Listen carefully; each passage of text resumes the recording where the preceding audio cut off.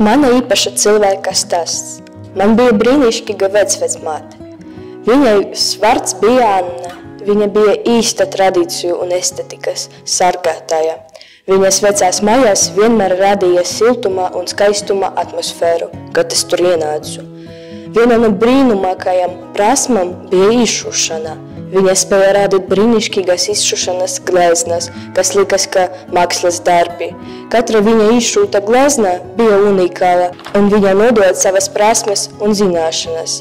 Šajā mākslas veidā saviem pēcnācējiem.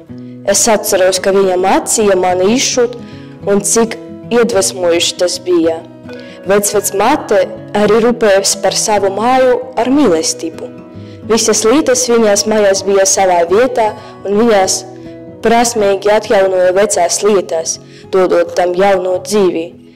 Viņas mājā bija pilna ar arheoloģiskiem atradumiem un antīku priekšmetu, ko viņa izcilās iekļāvā interjerā, radot neparspējumu atmosfēru. Bet visvairāk es atceros par manu vecvecmāti kā labu un rūpīgu ģimeni.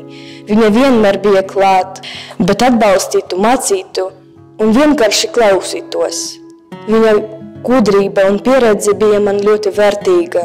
Anna bija ne tikai vecāku paudze mūsu ģimene. Viņa bija īsts paraugs tam, kā apvienot talantu, skaistumu un rūpību par tuviniekiem.